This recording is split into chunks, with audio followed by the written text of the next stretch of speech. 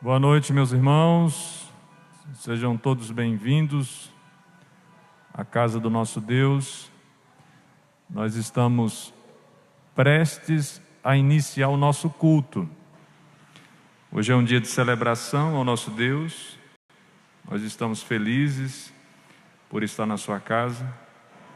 Temos duas aniversariantes presentes hoje, que só vão poder se congraçar a partir do WhatsApp. Mandem uma mensagem aí, sinal de fumaça. Nós louvamos ao nosso Deus pela vida de vocês, minhas irmãs. Nós que aqui estamos na casa do Senhor, cremos que quando aqui chegamos, o Senhor já estava nos aguardando, porque a sua presença, ela é percebida, ela é sentida, ela é confirmada em toda a terra. E Deus se agrada do seu povo quando está reunido de maneira solene, com o propósito de buscar a sua presença, desejoso de adorá-lo em espírito e em verdade, conscientes de que se aqui estamos, foi tudo isso resultado da graça do Senhor. Nós não merecíamos, mas o Senhor resolveu agir de maneira benevolente para conosco, através do seu Filho Jesus. Nós gostaríamos de convidar a todos nesse momento, tanto aos presentes, como também aqueles irmãos e amigos que estão em casa, nos acompanhando pela internet. Gostaríamos de convidar a todos para iniciarmos o nosso serviço de culto. A Igreja do Senhor Jesus se reúne em toda parte, em todas as localidades do mundo, buscando a sua presença, cultuando a Ele, colocando toda a sua expectativa diante dEle, certos, cônscios de que é o Senhor que visita-nos e que transforma as nossas realidades para o louvor da sua glória. Por conta disso, solicito que você, nesse instante, se coloque de pé para que nós possamos orar, agradecendo ao Senhor por esse momento, agradecendo também pelos nossos aniversariantes da semana, o Flávio Adriano, a Mara Roberta, o José Cláudio e a Dalva, que completaram 47 anos, e também pelas irmãs aqui presentes, a irmã Marisol e a irmã Bia. Vamos orar agradecendo ao Senhor por essas dádivas e suplicando a sua presença nesse lugar. Senhor, nós queremos agradecer a Ti pelo privilégio de estarmos reunidos juntos, compartilhando esse momento com os nossos irmãos. Nós não temos mérito, mas o Senhor tem graça. O Senhor age de maneira eficaz na vida do Teu povo. O Senhor promove a vida. O Senhor restaura a nossa sorte. O Senhor continua restaurando, manhã após manhã, as Tuas misericórdias. É o Senhor que age com fidelidade na vida do Teu povo, e por isso nós cultuamos, por isso nós louvamos, por isso nós agradecemos, por isso nos tornamos felizes, alegres, jubilosos, por perceber que apesar da grandeza que o Senhor tem, da sua majestade, da sua soberania, do seu poder, o Senhor ainda se compadece de nós, seres limitados, carentes, pecadores, necessitados da Tua ação salvífica. Nós louvamos o Teu nome, porque nós encontramos em Cristo, pela graça do Senhor, aconchego, refrigério, salvação e possibilidade de estarmos livres aqui na Tua presença. Nós queremos também, ó Deus, nos alegrar nessa noite, com a presença das nossas irmãs, que completam mais um ano de vida. Queremos nos alegrar com estes que não estão presentes, mas que celebram também a vida. Pedimos a Tua bênção sobre nós e pedimos que o Senhor nos capacite a sermos de fato, nessa noite e em todos os dias da nossa vida, um povo que agrada o Teu coração, Senhor. Um povo irrepreensível, um povo que o Senhor tem prazer por perceber que caminha segundo a instrução da Tua santa palavra. Oramos assim, ó Deus, para louvor e glória do nome do Teu Filho Jesus, para o louvor e glória do Espírito Santo, para o louvor e glória do Senhor Deus Pai, Criador e sustentador de todas as coisas. É no nome de Cristo que oramos. Amém. Meus queridos irmãos, ainda de pé, eu gostaria de convidar a vocês a abrirem as suas Bíblias no texto do Salmo de número 78. Nós faremos uma leitura nesse Salmo, do versículo 1 até o versículo 8. O Salmo 78 é um dos mais longos. Ele relata os grandes atos de Deus no passado de Israel.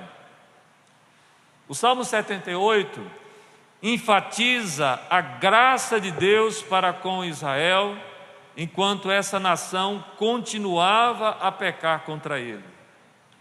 Seus juízos renovam o arrependimento de Israel.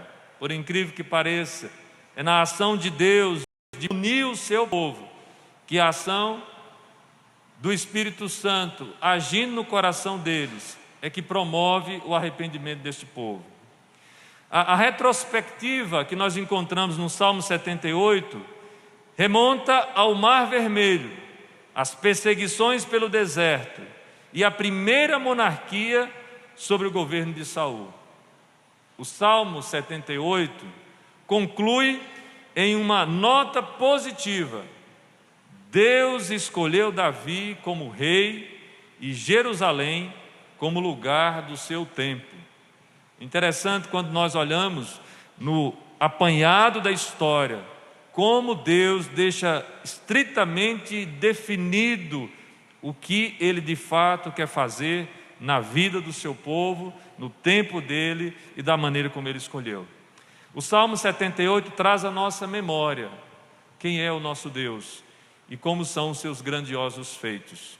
Por isso vamos orar a partir da leitura desse Salmo, colocando assim todas as nossas expectativas na presença do Senhor. Antes, porém, faremos a leitura de maneira alternada. Vamos lá? Salmo 78 começa assim: Salmo didático de Asaf. Escutai, povo meu, a minha lei, prestai ouvidos às palavras da minha boca. Abrirei os lábios em parábolas e publicarei enigmas dos tempos antigos. O que ouvimos e aprendemos, o que nos contaram nossos pais, não encobriremos a seus filhos.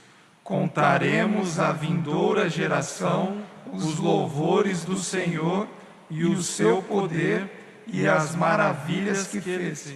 Ele estabeleceu um testemunho em Jacó e instituiu uma lei em Israel, e ordenou a nossos pais que os transmitissem a seus filhos, a fim de que a nova geração os conhecesse, filhos que ainda hão de nascer se levantassem e por sua vez os referissem aos seus descendentes, para que pusessem em Deus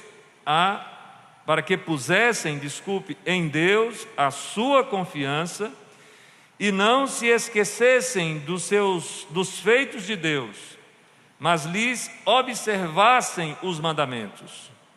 E que não fossem como seus pais, geração obstinada e rebelde, geração de coração inconstante, e cujo espírito não foi fiel a Deus.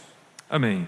Oremos mais uma vez, buscando assim a presença do nosso Deus. Fecha teus olhos onde você está, coloque a sua vida diante de Deus. Gostaria que você orasse nesse instante por 3 motivos. Primeiro motivo, pelas igrejas do nosso presbitério, conselhos e pastores. Segundo motivo, pela saúde de nosso país e pela saúde do mundo. Terceiro motivo, pelo anúncio da mensagem do Evangelho pura e simples, assim como deve ser. Oremos nesse instante. Feche os teus olhos e busque a presença do Senhor.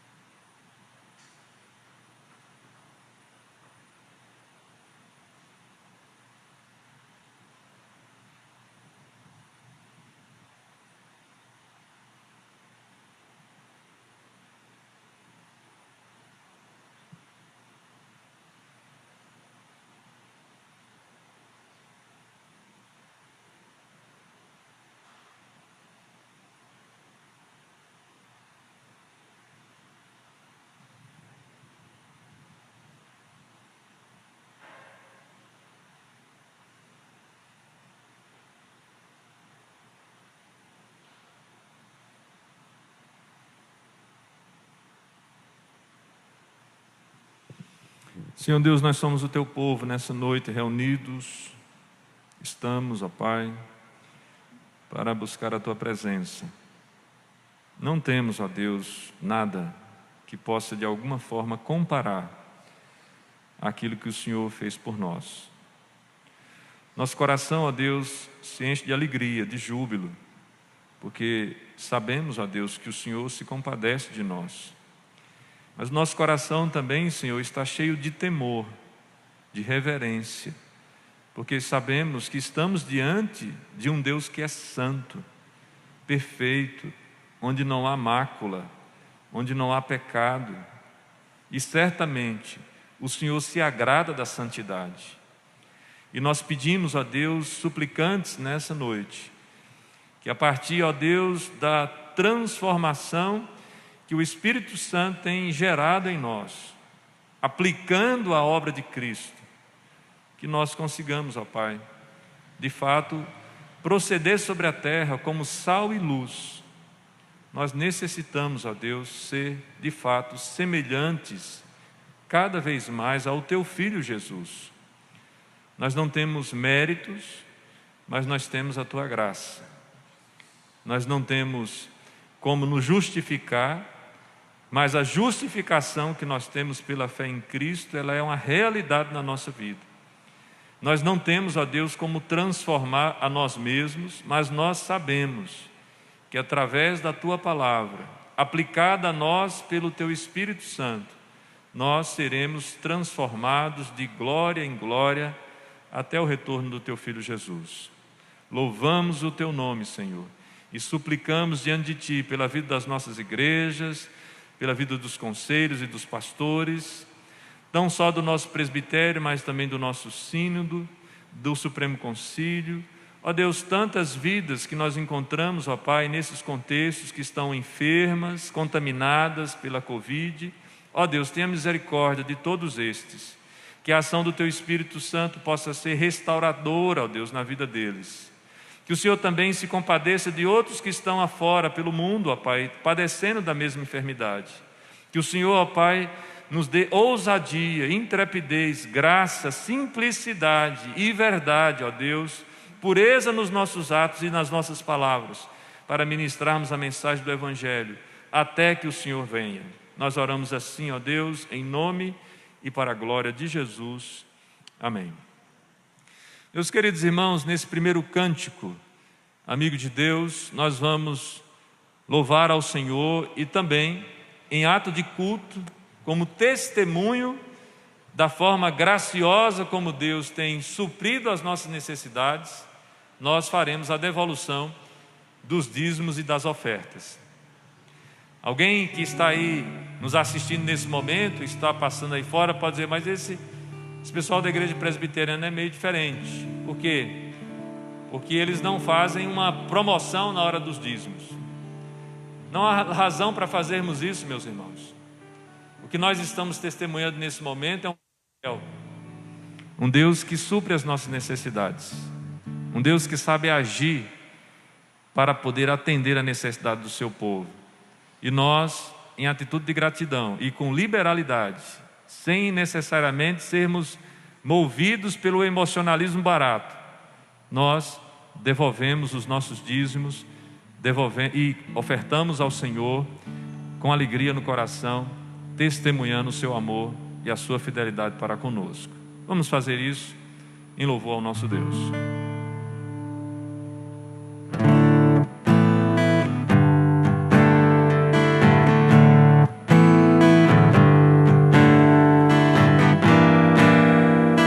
Não existe nada melhor que ser amigo de Deus, caminhar seguro na luz, desfrutar do seu amor.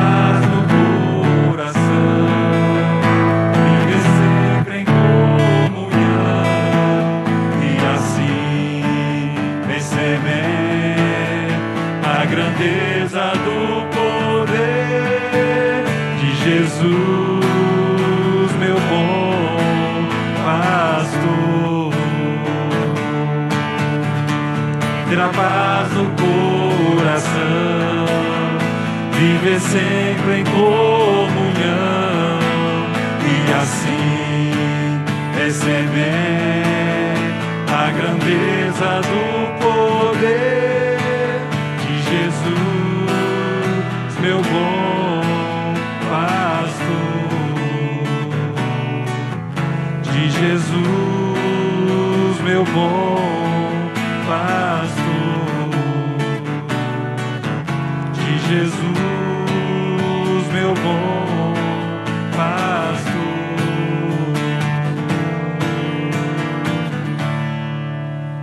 Convido o diácono de plantão para que faça a oração, agradecendo ao Senhor e consagrando assim os dízimos e as ofertas.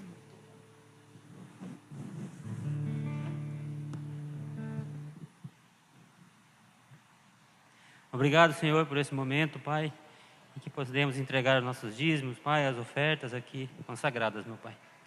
Te peço, ó Deus, que o Senhor abençoe cada vida que aqui depositou, Senhor, esses valores, e também abençoe aqueles que não puderam fazer, ó Deus, para que também possam fazer esse ato tão sublime, Senhor.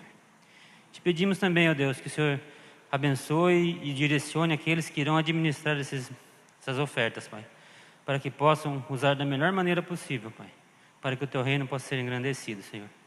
Em nome de Jesus é que eu oro e agradeço, Pai. Amém.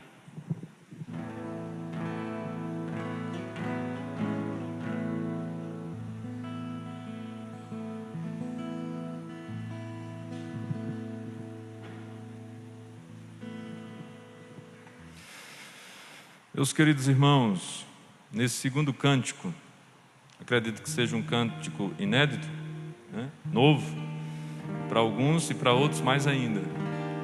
Nós queremos convidar você a conhecer a letra e cantar também na mesma postura, na mesma disposição, em adoração ao nosso Deus. Cantemos junto nesse instante.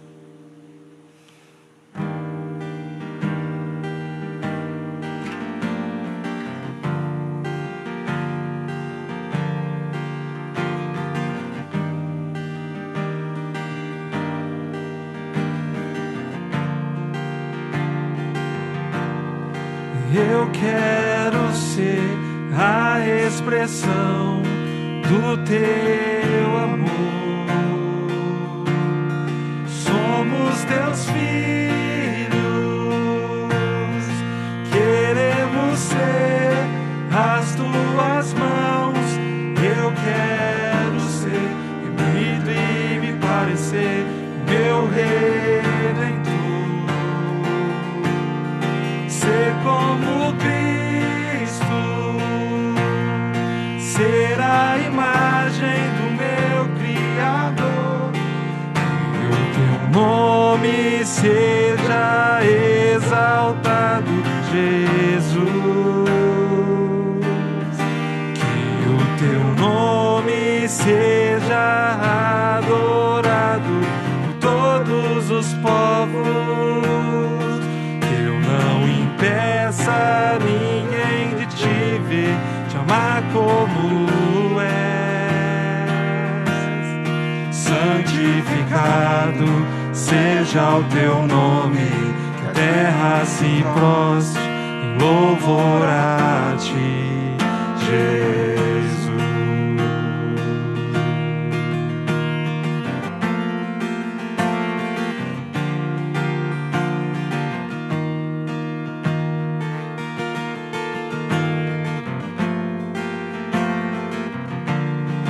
Eu quero ser a expressão do Teu amor. Somos Teus filhos, queremos ser as Tuas mãos. Eu quero ser remido e me parecer com meu Redentor. Ser como Cristo,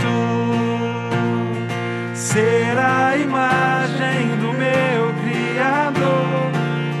Que o Teu nome seja exaltado, Jesus. Que teu nome seja adorado por todos os povos. Eu não impeça ninguém de te ver, te amar como és. Santificado seja o teu nome, que a terra se prostre em louvor a ti, Jesus.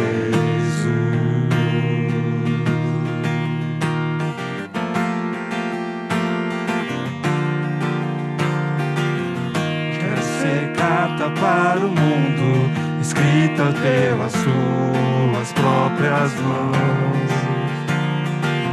Eu quero ser carta para o mundo, escrita pelas tuas próprias mãos. Eu quero ser carta para o mundo, escrita pelas tuas próprias mãos. Eu quero ser carta para o mundo, escrita pelas tuas próprias mãos. O teu nome seja exaltado, Jesus. Que o teu nome seja adorado por todos os povos. Que eu não impeça ninguém de te ver, te amar como és.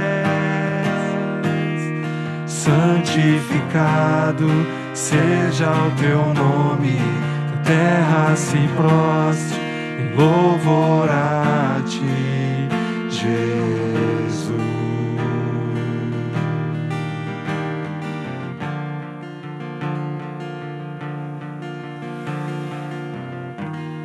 Nós estamos aqui adorando o teu nome, Senhor. Nós cremos que somente o Senhor é digno de receber a expressão de louvor mais pura, mais genuína, mais plena, que nós possamos oferecer pela ação capacitadora do teu santo e bendito Espírito. Por isso, ó Deus, nós rendemos diante de ti, nós entregamos diante de ti o nosso coração, nós suplicamos que o Senhor venha falar conosco nesse momento. Nós pedimos que o Senhor possa transformar realidades da nossa vida que ainda precisam ser transformadas. Pedimos que o Senhor nos mantenha firmes nos teus caminhos, que o Senhor nos ajude, ó Pai, a carregar as cargas uns dos outros e a promover no meio da tua igreja um povo santo, um povo íntegro, um povo separado, um povo que se mantém, ó Deus, testemunhando fielmente das tuas maravilhosas obras, dos teus grandes feitos, das maravilhas que o Senhor realiza, ó Pai, ao longo da história. Nós oramos assim, ó Deus, na esperança que temos em teu Filho Jesus. Amém. Amém. Os irmãos podem se sentar. Agradeço também a participação aqui dos nossos músicos e convido a igreja nesse momento para o texto da exposição que se encontra no Evangelho de Lucas, capítulo 1, especificamente o versículo 17. Mas faremos a leitura de outras partes aqui do texto. Nós estamos adentrando, propriamente dito assim, nas comemorações do Natal. Alguns irmãos vão entender por que geralmente, quando eu estou me despedindo de alguns, eu falo Feliz Natal. É porque chega muito rápido, irmãos, né? Você pensava que era janeiro e nós já estamos em dezembro, já prestes às festividades de Natal. Lucas capítulo 1, versículo 17, o texto do evangelista vai nos trazer a seguinte revelação: e irá adiante do Senhor no espírito e poder de Elias, para converter o coração dos pais aos filhos, converter os desobedientes à prudência dos justos e habilitar para o Senhor um povo preparado. Amém? Deus assim nos abençoe, queridos, na exposição desse texto. Introdutoriamente, eu capturei hoje um trechozinho de um site que tem como título www.paimoderno.com. E nesse site há um depoimento de um pai de primeira viagem, como muitos aqui já experimentaram e outros estão se preparando para isso, certamente. E ele, nesse trechinho, diz o seguinte: com um misto de angústia, preocupação e adrenalina, recebi a ligação no interfone de que teria que me encaminhar para a sala de cirurgia. O atraso tinha sido grande e, enfim, eu me reencontraria com minha mulher no parto e conseguiríamos dar fim a uma longa espera de 9 meses. Por mais que as pessoas em volta não percebam, você não imagina o quanto aquelas 39 semanas demoraram para passar.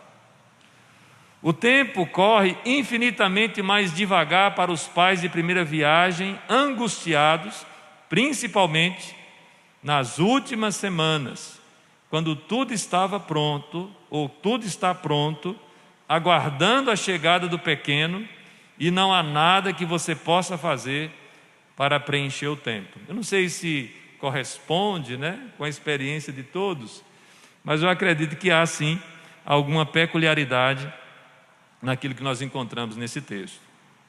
E no texto que nós lemos nessa noite para a exposição, texto que nós pretendemos nos deter um pouco mais, fala também do nascimento, não de um filho, mas de 2 filhos, o nascimento de 2 crianças, que estão aqui sendo colocadas na narração de Lucas. Há aqui uma narrativa construída dentro de um agradável paralelismo. Há um retrato que está sendo pintado aqui por Lucas, do nascimento de 2 crianças que foram anunciadas, que foi anunciado pelo mesmo anjo. Tanto Gabriel anuncia a Isabel, como a Maria, o nascimento dos seus filhos. Uma das crianças era o arauto João Batista, e a outra, aquela de quem o arauto deveria apresentar ao povo, e o seu nome seria Jesus. Se nós compararmos esse primeiro capítulo de Lucas com o primeiro capítulo de Mateus, especificamente do verso 18 ao verso 25, nós vamos descobrir que essas 2 narrativas, elas se harmonizam, elas se completam, e não há nenhuma contradição entre a perspectiva de Lucas e a perspectiva de Mateus, quando vai descrever o nascimento dessas 2 crianças. Nos registros dos nascimentos, João, que nascerá de Isabel, conforme Lucas capítulo 1, versículo 57. Jesus, nascido de Maria, será em Belém da Judéia, para onde o casal viajou, José e Maria, partindo do seu lar em Nazaré, que Jesus vai nascer. No caso de João, os incidentes do 8º dia, ou seja, a circuncisão, são seguidos pelo canto de seu pai Zacarias. Se você olhar aí em Lucas capítulo 1, do verso 67 até o versículo 79, você encontra o cântico de Zacarias. Não obstante, no caso de Jesus, o cântico não pôde esperar. O nascimento que iria abalar o universo é seguido imediatamente pelo anúncio aos pastores, o cântico do coral de anjos e a resultante visita dos pastores, comenta William Hendrickson. Era, meus queridos, o período aqui do rei Herodes I, o conhecido Herodes o Grande, que nasceu em torno do ano 74 a.C., governador da Judéia, entre os anos 37 a 4 a.C. Você vai se lembrar deste rei. Ele era capaz, astuto, mas também muito cruel. Ele foi o homem que, a fim de que ninguém viesse a tirar dele, e tão somente dele, a designação, o rei dos judeus, e para aplacar a sua ira, iria ordenar que todas as crianças do sexo masculino de Belém e suas cercanias fossem mortos. Comenta mais uma vez, Hendrickson. Quando nós olhamos esse cenário da morte das crianças, parece que há um abatimento no meio de alegria que nós temos no anúncio do nascimento do Salvador. Mas a alegria do Salvador também teve esse misto em relação à morte das crianças. Choravam as mães pela perda dessas crianças, mas alegrava os corações pelo nascimento de uma criança que seria definitiva na salvação da humanidade. Lucas, portanto, meus irmãos, vai traçar um paralelo não só entre as crianças, João e Jesus, mas também entre um terrível tirano, Herodes o Grande, e um sacerdote piedoso, chamado Zacarias, um sacerdote irrepreensível, mas que não tinha filhos, e que Deus resolveu agraciadamente derramar sobre eles essa oportunidade. Tal cenário alinha-se com o propósito de Lucas. Ele vai escrever debaixo da inspiração do Espírito Santo para apresentar um relato fiel e organizado, visando estabelecer os fatos a respeito do ministério de Jesus e sua importância para a história da salvação, além de fornecer parâmetros para a igreja em sua pregação de arrependimento e perdão, em nome de Jesus, para todas as nações. Dentro desse contexto, meus irmãos, portanto, eu gostaria de trabalhar com vocês o tema predição do nascimento de João Batista. E como é que isso começa? Vamos lá? Abra sua Bíblia aí, mantenha-la aberta, e vamos olhar a partir do versículo 5. Olhe só o que Lucas vai colocar aqui na sua narrativa. Nos dias de Herodes, rei da Judeia, havia um sacerdote chamado Zacarias, do turno de Abias. Sua mulher era das filhas de Arão e se chamava Isabel. Ambos eram justos diante de Deus, vivendo irrepreensivelmente em todos os preceitos e mandamentos do Senhor. E não tinham filhos, porque Isabel era estéril, sendo eles avançados em dias. Ora, aconteceu que, exercendo ele diante de Deus o sacerdócio na ordem do seu turno, coube-lhe por sorte, segundo o costume sacerdotal, entrar no santuário do Senhor para queimar o incenso. E durante esse tempo, toda a multidão do povo permanecia da parte de fora orando. E eis que lhe apareceu um anjo do Senhor em pé à direita do altar do incenso. Vendo, Zacarias turbou-se e apoderou-se dele o temor. Disse-lhe, porém, o anjo: Zacarias, não temas, porque a tua oração foi ouvida. E Isabel, tua mulher, te dará à luz um filho, a quem darás o nome de João. Em ti haverá prazer e alegria, e muitos se regozijarão com o seu nascimento. Pois ele será grande diante do Senhor, não beberá vinho nem bebida forte, e será cheio do Espírito Santo já no ventre materno. E converterá muitos dos filhos de Israel ao Senhor seu Deus. E irá adiante do Senhor no espírito e poder de Elias, para converter o coração dos pais aos filhos, converter os desobedientes à prudência dos justos e habilitar para o Senhor um povo preparado. E aí nós vamos parar um pouquinho, depois a gente sequencia a leitura. Interessante nós olharmos assim os detalhes dessa história, meus queridos.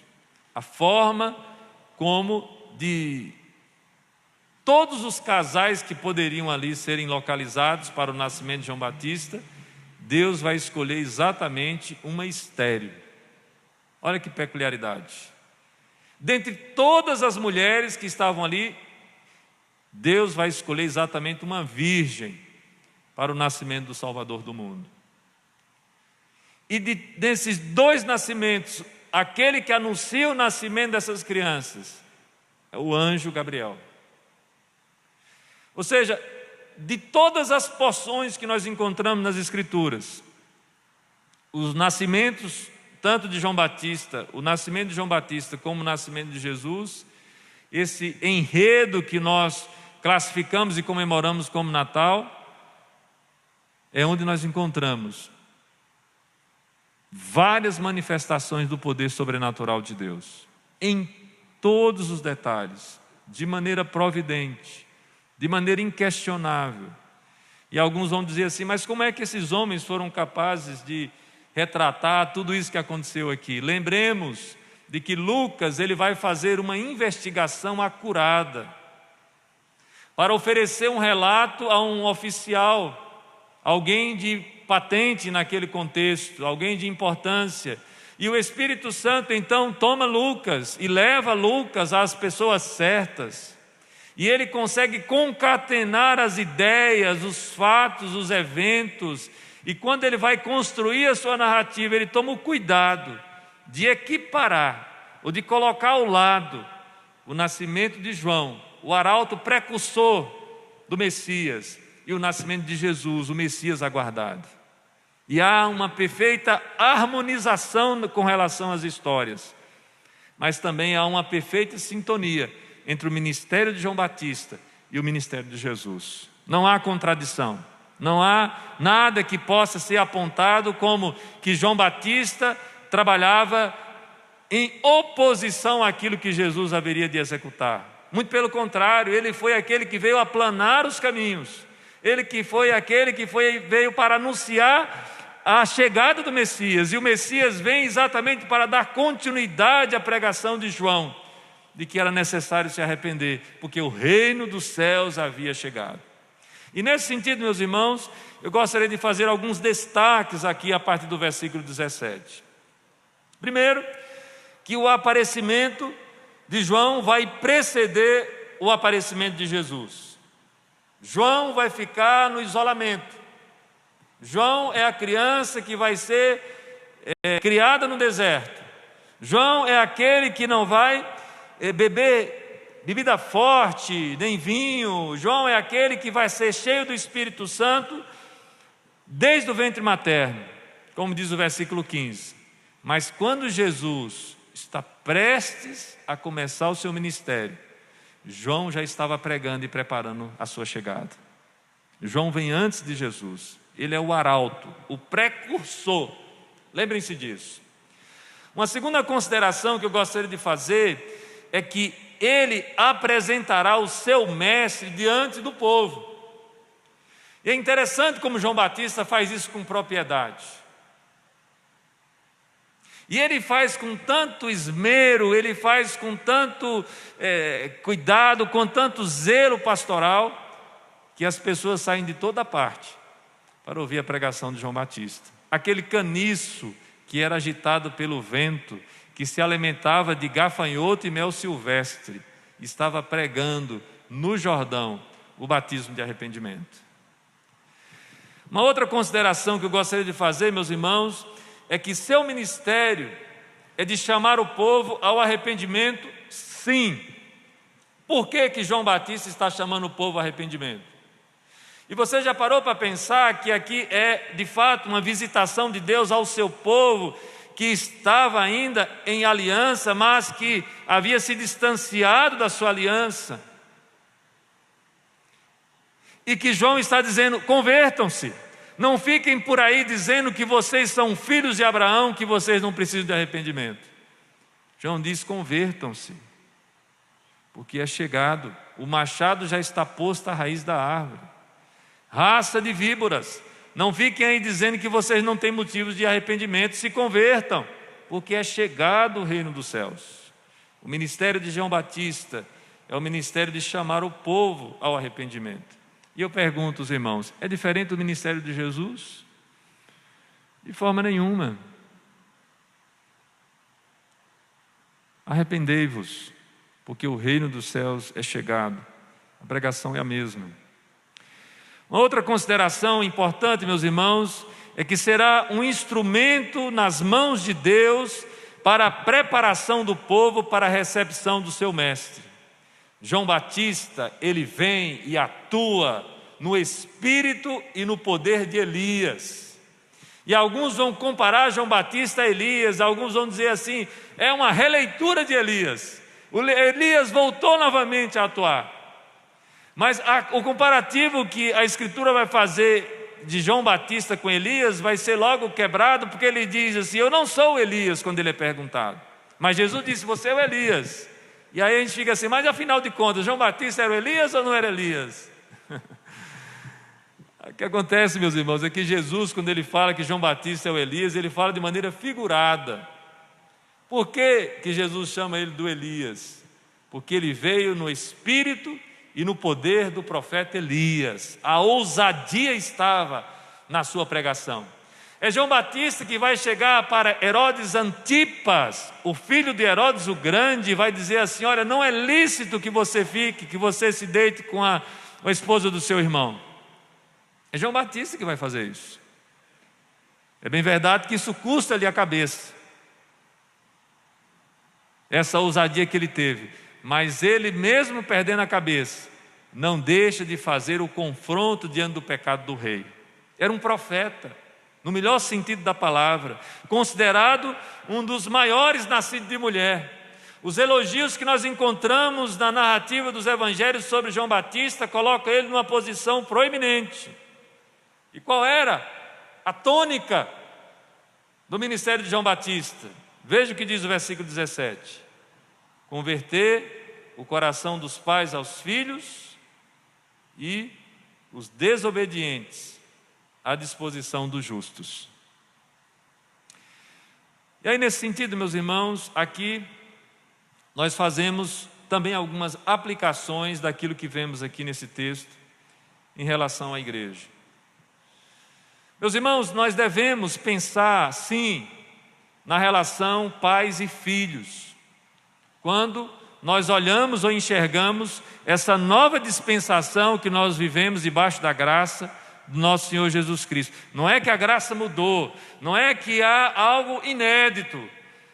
É novo por conta dessa pegada, dessa roupagem, dessa plenitude que a graça é vista em Cristo. Mas a graça de Deus sempre foi atuante e presente desde o Antigo Testamento. Mas nessa nova realidade há uma percepção interessante, porque o que coaduna com esses elementos aqui é a profecia de Malaquias. Malaquias é o último escrito que nós vamos encontrar aí no Antigo Testamento, que fala de um povo que havia se distanciado de Deus, um povo que havia profanado o culto, um povo que havia se tornado separado, que o divórcio passou a ser uma realidade comum e constante no meio daquele povo, um povo que havia de alguma forma transgredido e se colocado de maneira infiel para com Deus. Mas, no meio desse contexto, o Senhor visita com graça, promove a pregação de arrependimento e apresenta a solução para o problema do seu povo, o sacrifício do nosso Senhor e Salvador Jesus Cristo. E agora, com Cristo, debaixo desta dispensação da graça, o que é que Cristo vai fazer? Quais são os efeitos da vida de Cristo na vida da igreja, na vida do seu povo? É de que haja conversão dos pais aos filhos. Alguns vão interpretar essa realidade como sendo a conversão do coração dos filhos aos patriarcas. Mas a melhor compreensão que eu entendo aqui desse texto é a conversão das gerações, dos pais, dos nossos pais aos nossos corações de filhos, de nós pais para com os nossos filhos, uma realidade familiar. Meus queridos irmãos, nós estamos vivendo um contexto onde nada se compara a termos uma família que seja devidamente estruturada. Quando as pessoas ficaram aquarteladas dentro de casa, quando elas não puderam sair, quando elas não tiveram oportunidade de ir para as praças, quando elas não puderam gastar mais tempo no trabalho, quando elas não puderam distrair a sua cabeça com atividades que antes eram possíveis, muitas delas ficaram loucas. porque tiveram que passar um tempo maior dentro de casa com a família que eles desconheciam. E aí se descobre que o coração dos pais ainda não foram convertidos ao coração dos filhos. Mas uma segunda aplicação que eu gostaria de fazer é que a verdadeira conversão tem como resultado, entre outras coisas, um avivamento nas relações harmoniosas e carinhosas no lar. Essa ideia de que eu sou espiritual, de que sou cheio do Espírito Santo, de que sou alguém cheio do poder de Deus, de que eu falo de maneira ousada e corajosa o Evangelho, mas que não há uma correspondência com o pai, com a esposa, com o filho que eu sou em casa, é um grande contrassenso. Porque o verdadeiro relacionamento com Deus nos torna maridos mais presentes e responsáveis, mulheres mais atuantes, submissas, amorosas para com seus maridos, filhos obedientes aos pais, pais responsáveis pela educação e o cuidado e a condução dos seus filhos, criando filhos emocionalmente saudáveis. O Evangelho transforma, aviva as relações, harmoniza as relações, traz afeto, carinho, compromisso, responsabilidade nas relações familiares. Mas há uma outra aplicação que nós podemos fazer ainda, à luz disso que já falamos aqui. Na nova dispensação, à luz do ensino de Cristo, tanto o divórcio como o novo casamento é tratado. E aí nós vamos descobrir, a partir das palavras de Cristo, que Deus não se agrada do divórcio, que Deus não espera que nós rompamos com as nossas alianças, que há um eco na fala de Jesus que corresponde àquilo que Malaquias já disse, que já repreende o profeta Malaquias, aqueles que abandonaram a esposa da sua mocidade. Há a necessidade de que nós entendamos e enxergamos em Cristo uma atividade de aliança ainda mais zelosa que devemos ter para com Deus e para com os nossos relacionamentos. Uma quarta aplicação, meus irmãos, está relacionada à vida familiar, ainda a vida familiar. É importante para o bem-estar físico e espiritual dos pais, mas também para a verdadeira prosperidade da nação, da igreja e da sociedade em geral, que nós preservemos o senso de vida em família. Talvez você não tenha ainda se preparado nesse sentido, mas chega o final de ano, esse momento que a gente gasta com a família. Algumas pessoas podem até reclamar: pastor, e por que a gente não faz uma grande festa na igreja? Irmãos, faça a festa na sua casa e convide o pastor. É melhor. Se bem que esse ano já tem um compromisso, tá, irmãos? Só no próximo. Mas por que eu estou dizendo que esse momento de família, de festa, de celebração seria interessante? Na memória afetiva dos nossos filhos, esses momentos que a gente faz a ornamentação, coloca o pisca-pisca, lê o texto sagrado, conta a história de Jesus, come, bebe, conversa, brinca, onde há o congraçamento, onde há o compartilhamento, onde a gente para simplesmente para estar junto com. Isso vai tornando e vai gerando seres humanos saudáveis, que sabem o que é o senso de família, estar junto, compartilhar a vida, saber que a vida é um dom de Deus, e que a graça de Cristo é quem nos assiste em todos os momentos.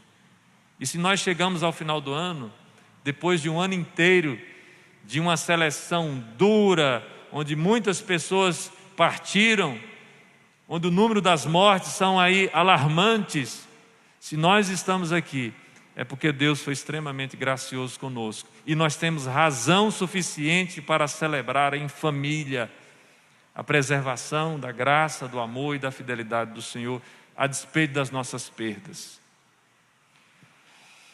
Mas ainda cabe uma outra aplicação, meus irmãos. é que crentes e filhos, igualmente justos, emanam como resultado dessa harmonia familiar, consequentemente, de um testemunho efetivo. E aí eu te convido para finalizarmos a leitura do texto a partir do versículo 18. Veja o que é que o texto diz. Então, perguntou Zacarias ao anjo: como saberei isto? Pois eu sou velho e minha mulher avançada em dias. Respondeu o anjo: eu sou Gabriel, que assisto diante de Deus, e fui enviado para falar-te e trazer-te estas boas novas. Todavia ficarás mudo e não poderás falar até o dia em que estas coisas venham a realizar-se, porquanto não acreditaste nas minhas palavras, as quais a seu tempo se cumprirão. O povo estava esperando a Zacarias e admirava-se de que tanto se demorasse no santuário. Mas saindo ele, não lhes podia falar. Então entenderam que tiveram uma visão no santuário, e expressava-se por acenos e permanecia mudo. Sucedeu que, terminados os dias de seu ministério, voltou para casa.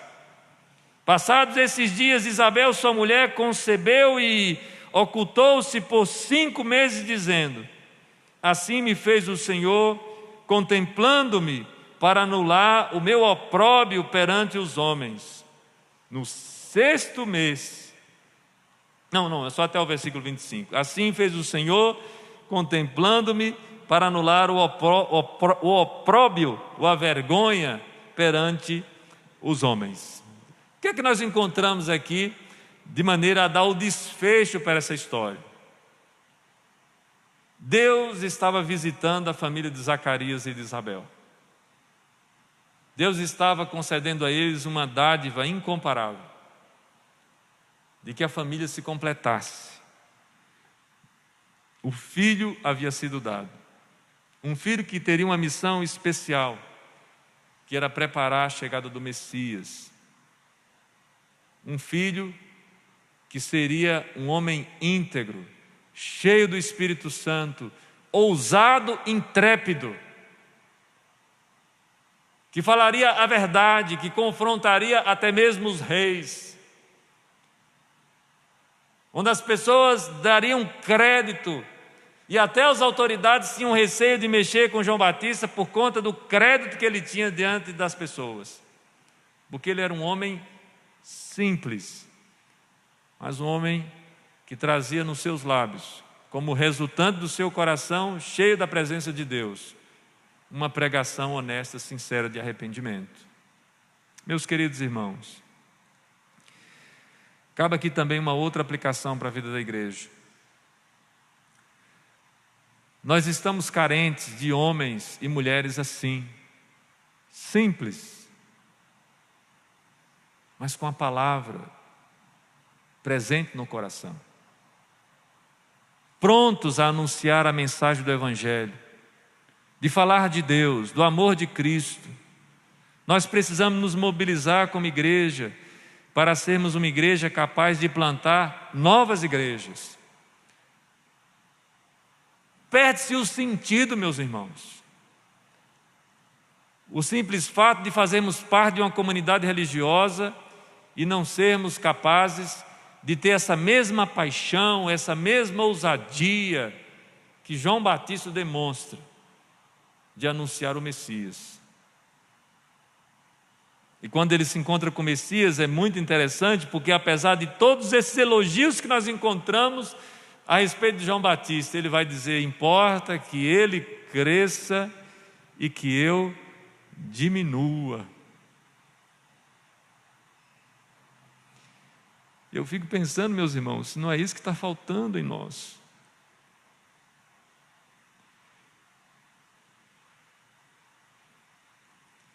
Cristo crescer nas nossas vidas, de tal maneira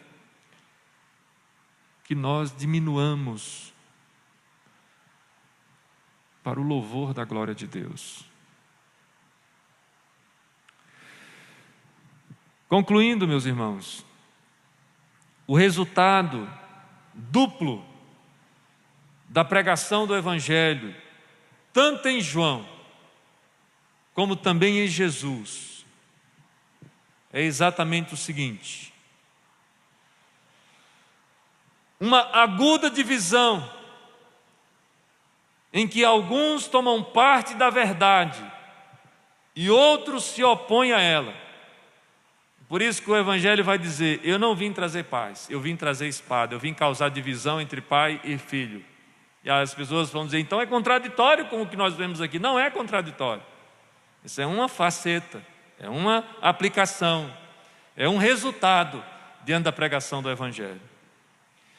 Mas uma outra realidade, um outro resultado é que outras famílias, os que se opunham, viriam a converter-se, de modo que pais e filhos se uniriam em espírito, servindo ao Senhor.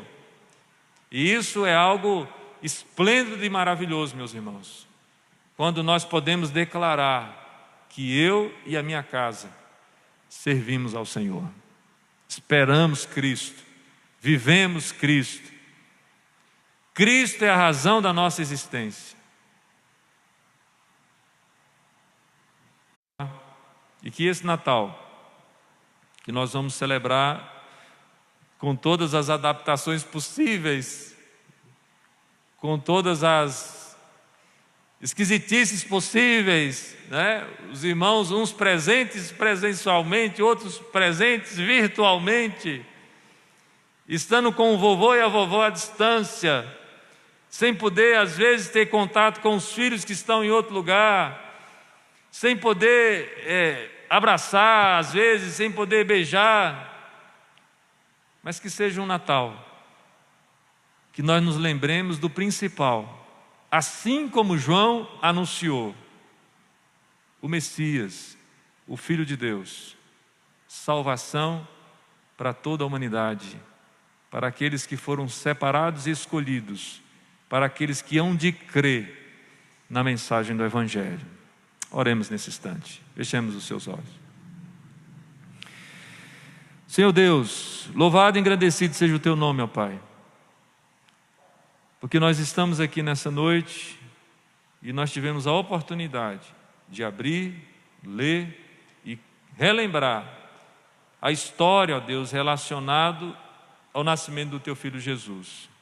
Louvamos o Teu nome pelos Teus servos do passado, mas louvamos o Teu nome em especial pela vida do nosso Senhor e Salvador Jesus Cristo, que é sinal da presença do Senhor e esperança para aqueles que creem. Que o Senhor nos abençoe sempre, ó Deus, e que o Senhor nos dê a graça de podermos compartilhar dessa história maravilhosa com todos aqueles que fazem parte da nossa família.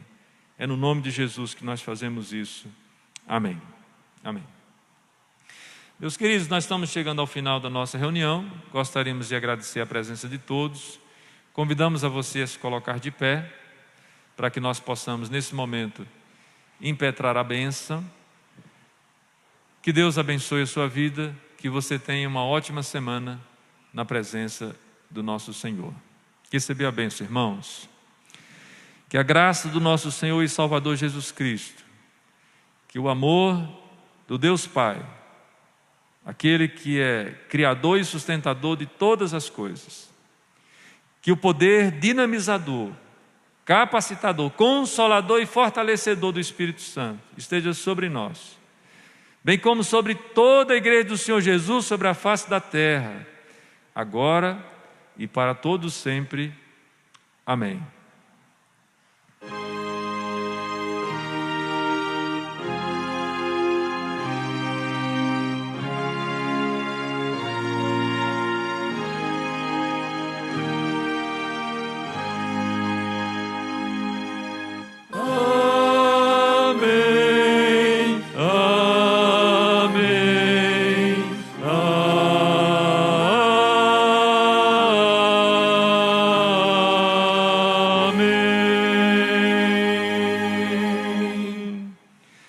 Deus abençoe, queridos. Vão na santa paz do Senhor.